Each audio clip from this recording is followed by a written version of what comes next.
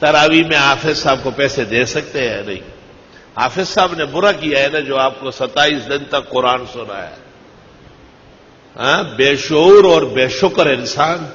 حافظ صاحب کو ایک ترازو میں ڈالو اور دوسرے ترازو میں سونا اور چاندی ڈالو.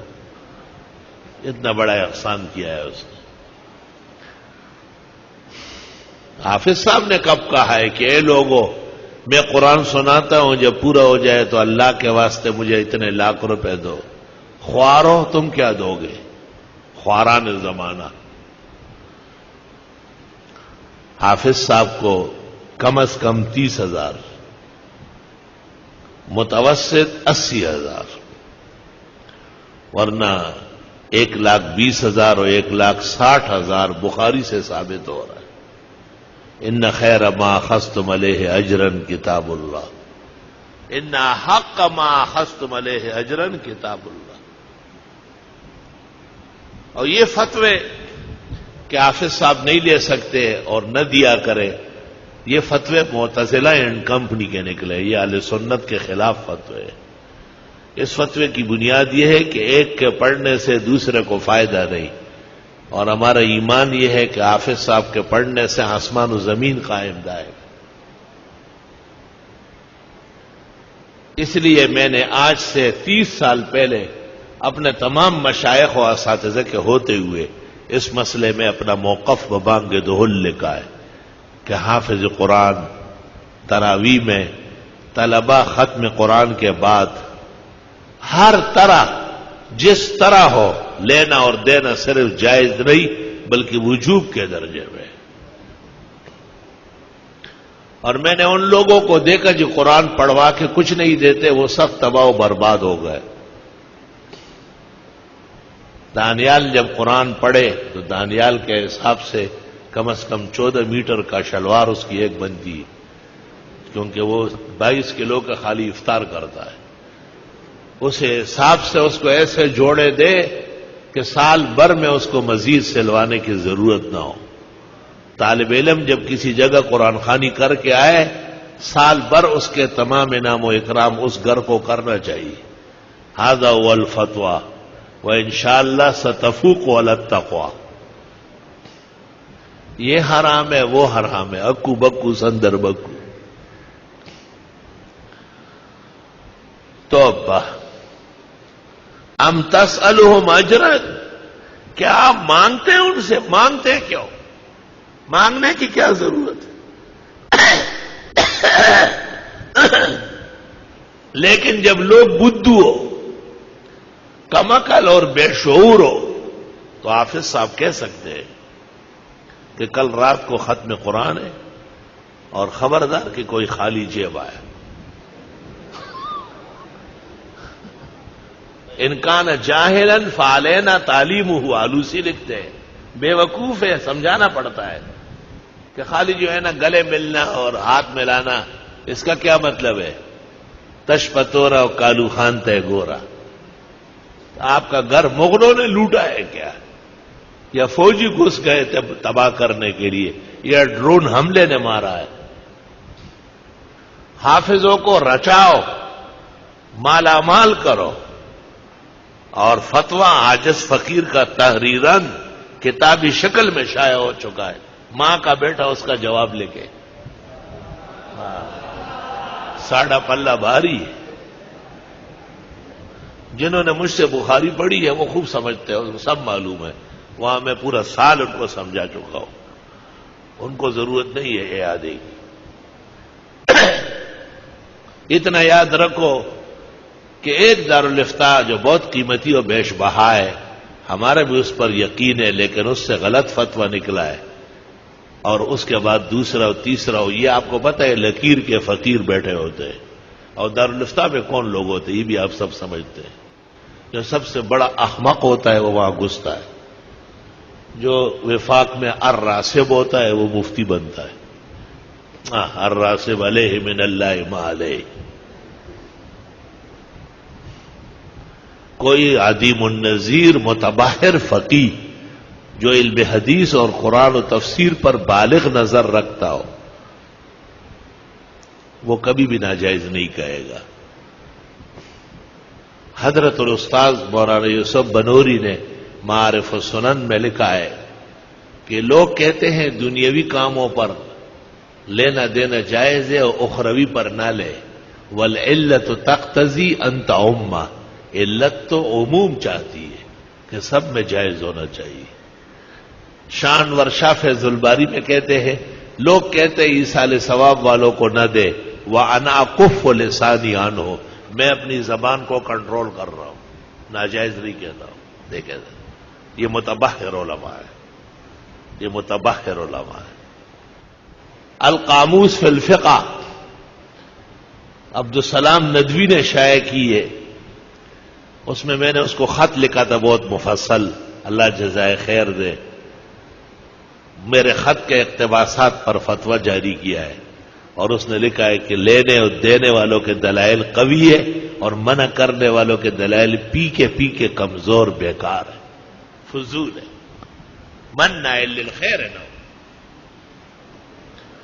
درس، فتویٰ، پڑھانا، قرآن خوانی، تراویح مطلق سب غلط باتیں۔ جی حافظ قرآن کو نہ دے، الم تری کیف سے پڑھو، الم تری کیف قرآن نہیں ہے کیا؟ یہ تو قریب یہ کہ کلمہ کفر ہو جائے۔ الم تری کیف کون پڑھے گا؟ وہ بھی کوئی حافظ پڑھے گا؟ ہر ٹٹو اور بلو تھوڑا ہی مصلے پہ تراویح پڑھا سکتا ہے۔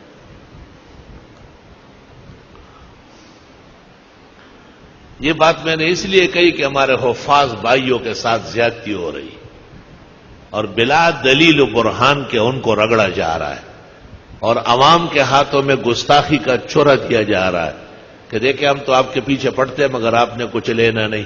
کیوں؟ وہ آپ کے ہاں بدکاری کرنے آیا ہے کیا؟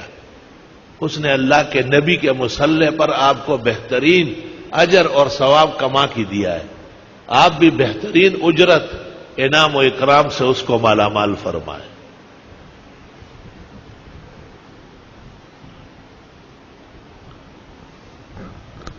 چونکہ یہ فتاوا جو تمام مدرسوں سے شائع ہے ایک دوسرے کو دیکھ کے لکھا ہے، اور ان میں کوئی سوچ، فکر، عقل، دانش، شعور نہیں رکھا گیا، اس لیے یہ فتوے میرے سامنے مچھر کے پر کے برابر نہیں۔ میں ان کو فتوے سمجھتا ہی نہیں ہوں، میں ان کو اخبار جنگ کے صفحے سمجھتا ہوں۔ جب میری تحریر ان کے اوپر آ جائے گی تو جیسے چڑیا ہے باز کے سامنے تتر بتر ہو جاتی ہے۔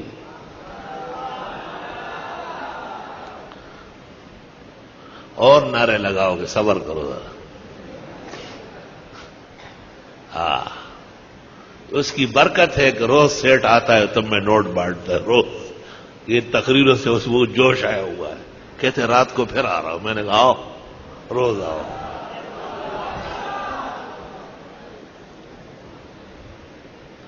الحمدللہ میں نے طالب علمی کے زمانے سے معذرت کی تھی اور اساتذہ کرام سے گزارش کی تھی کہ یہ فتویٰ آپ کا صحیح نہیں، تو حضرت نے مجھے کہا لکھ لو، لکھ دیا تو بہت خوش ہوئے، میں بہترین کام کیا ہے۔ یہاں ایک بات امانتاً یاد رہے، اس فتوے کے لکھنے کی وجہ یہ قرآن خوانی یا تراویح نہیں ہے۔ ڈاکٹر عثمانی نے ایک رسالہ نکالا تھا کہ چونکہ یہ علماء دین فروشان ہیں، فتوے پر تنخواہ لیتے، حدیث پر لیتے، درس پر لیتے ہیں، امامت پر لیتے ہیں، اس لیے ان کے پیچھے نماز پڑھنا یا ان سے مسئلہ پوچھنا حرام ناجائز ہے۔ ڈاکٹر عثمانی کا رسالہ ہے، اس کو میں نے بنیاد بنا کے سب کچھ لکھا ہے، اور اس میں نے تمام چیزیں جو اس نے زندیق نے اس کو نشانہ بنایا اس کو جائز کرنے کی پوری ایڑی چوٹی کا زور لگایا، اور پوری امت کے اکابر و اصاغر کی تحقیقات پیش کیے۔ بخاری نے حسن بصری سے یہاں تک نقل کیا ہے کہ ہمیں کوئی معتد بھی عزت والا آدمی معلوم نہیں ہے جو ناجائز کہتا ہو۔ آخری بات سن لو، ابھی 27 کو حرمین شریفین میں قرآن خوانی تراویح کا ختم ہوگا، آپ ذرا اس رات کو دیکھ لیں، تب پروگرام دیکھیں، اعلان ہوتا ہے مراکش کے بادشاہ کی طرف سے مرسڈیز گاڑی 4 فلاں جگہ، یہ نمبر، یہ چابیاں امام سدیس کے لیے، فلاں شہزادے کی طرف سے عزیزیہ میں 3 ایکڑ پر مشتمل محل، قرآن پڑھنے کی سلے میں چابی اور کاغذات حاضر ہے، ان کا سیکرٹری آ کے وصول کرے۔ گاڑیاں، سونے کے بکسے، حنابلہ کے مذہب میں کعبے کے بالکل سامنے، یہ دلیل صحت ہے الحمدللہ۔ جو اس کے مقابلے میں وہ سارے فتوے کمزور اور بے دلیل فتاوا ہے وہ سب۔ ہاں یہ ٹھیک ہے کہ وَلَا تَشْتَرُوا بِآيَاتِي ثَمَنًا قَلِيلًا، تھوڑے نہیں ہونا چاہیے، خوب معقول ہونا چاہیے۔ اس لیے وہ سونے کے بکسے اور کوٹھیاں، محلات، بنگلے، مرسڈیز گاڑیاں اور پتہ نہیں دنیا کے کتنے سرمائے، کتنے بینک بیلنس ان کے سپرد ہو جائے، ہر ختم ہے۔ پورا بادشاہوں کے ناموں کا اعلان ہوتا ہے کہ شاہ فہد کی طرف سے یہ، شاہ عبداللہ کی طرف سے یہ انعام و اکرام آیا ہے۔ تو اللہ نے کیسے مالا مال کیا ہے۔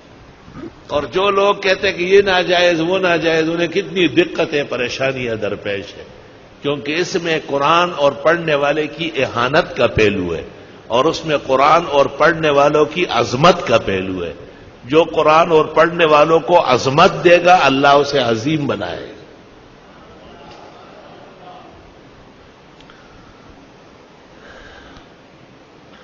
اور زیادہ کچھ کہنے کی ضرورت نہیں، کیونکہ یہ میرا فتویٰ و تحریر آپ کے حق میں ہے، اس کو ویسے بھی آپ آگے بڑھائیں گے۔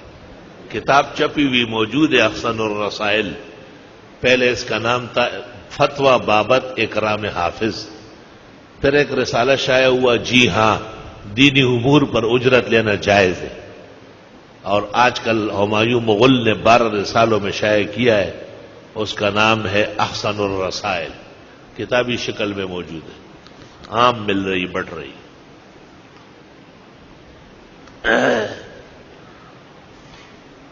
قرآن خوانی کے وقت طالب علموں کو ٹھنڈے شربت، کبھی دودھ کے، کبھی پستے بادام کے، قرآن خوانی جب مکمل ہو جائے، اعلیٰ قسم کے طعام اور نوٹوں کے لفافے، اور سب طلباء کو سوٹ اور جوڑے۔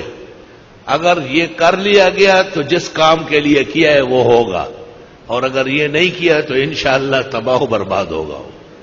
ہاں یاد رکھنا، طالب علموں کی توہین برداشت نہیں ہے، بالکل۔ طالب علم کسی کے باپ کے مزدور ہے، جو ان کے گھر میں 2 گھنٹے بیٹھے رہتے ہیں، وہ ان کے گھر کے لیے مدرسے میں آئے تھے کیا؟ وہ اپنے اللہ کے دین کا علم پڑھنے آئے۔ آپ ان کو گھر لے چلتے، قرآن خوانی کراتے، معزز مہمان کی طرح اکرام دیں گے، اور اکرام بغیر طعام، شراب، کپڑے اور پیسوں کے کوئی معنی ہی نہیں رکھتے تھا، اور کیا اکرام ہوتا ہے۔ ان خیر ما اخذتم علیہ اجرا کتاب اللہ، ان حق ما اخذتم علیہ اجرا کتاب اللہ۔ بخاری شریف کے اندر تقریباً 22 جگہ یہ حدیث موجود ہے۔ بعض لوگ کہتے ہیں کہ جی یہ بیوع میں لایا ہے، تو ٹھیک ہے نا، خرید فروخت کے طور پر بھی ثابت ہے۔ کبھی کہتے ہیں یہ غنائم میں لایا، تو کیا فضائل قرآن میں نہیں لایا؟ کیا فضائل قرآن میں بھی تو ذکر ہوا ہے، بات ہی ختم ہو گئی۔ ام تسألہم اجرا، کیا آپ مانگتے ہیں ان سے اجرت؟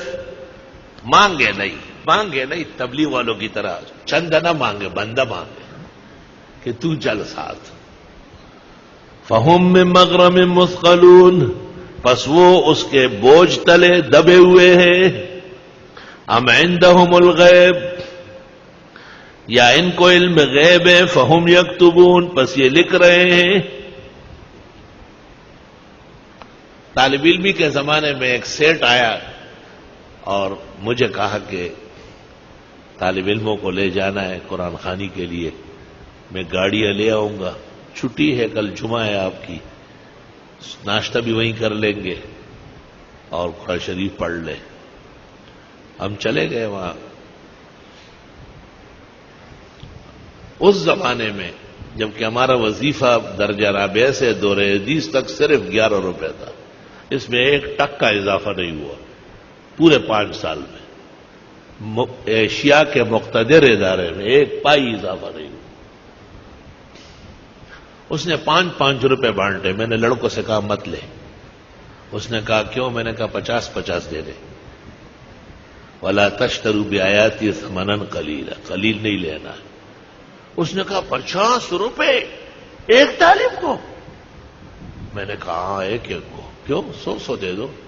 کبھی بھی نہیں. میں نے کہا ٹھیک ہے تو ہم دعا کرتے. میں نے طالب علموں سے کہا اس کے تباہی کی دعا کرو. اس نے کہا صبر صبر صبر. اٹھ کے چلا گیا اور 50-50 لے آیا کہ یہ لے لو اللہ کے واسطے، ہمیں دعاؤں میں یاد رکھو. میں نے کہا بس جب بھی آپ نے کمی کی پھر دیکھو ہمارا توپ کا منہ ادھر ہو جائے گا.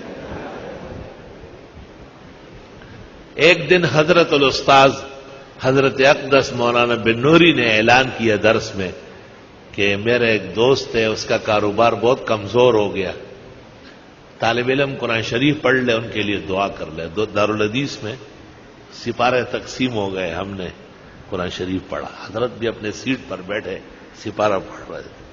پورا سپارہ پڑھ لیا مولانا صاحب. پھر وہ سیٹھ صاحب آیا، اس نے حضرت سے کہا کہ طالب علموں کی خدمت کر سکتا ہوں؟ حضرت نے کہا بالکل، بہت ضروری ہے. اور بخاری کی حدیث سندن متلن وہی لدیق کی ابو سعید خدری کی خوب پڑھنے لگے. تو اس نے کہا میں ابھی آتا ہوں. وہ چلا گیا گھر اور ہم خوب دعائیں کرتے تھے کہ اللہ خوب پیسے لے آئے. وہ بھی ایک بنڈل لے آیا. حضرت صاحب کو کہا کہ 50-50 آپ نے فرمایا بہت ہے. اس زمانے میں 50 روپے کسی مدرس کے پاس بھی نہیں ہوتے تھے. تو حضرت مولانا رحمت اللہ علیہ نے وہ پیسے لے کے فرمایا کہ میں خود تقسیم کرتا ہوں تاکہ میرے شاگرد اس کو ناجائز نہ کہے. ہم نے درخواست کی کہ آپ اپنی جگہ بیٹھے، ہم یہی آ کے لیتے ہیں. حضرت نے کہا اچھا، ورنہ آپ باقاعدہ ایسا اٹھ کے جانے لگے تھے. ہم نے کہا حضرت آپ اپنی جگہ تشریف رکھیں، ہم سب مل کے جو ہے ایک ایک آتے رہیں گے. حضرت مولانا کے مبارک ہاتھوں سے الحمدللہ ہم لے چکے.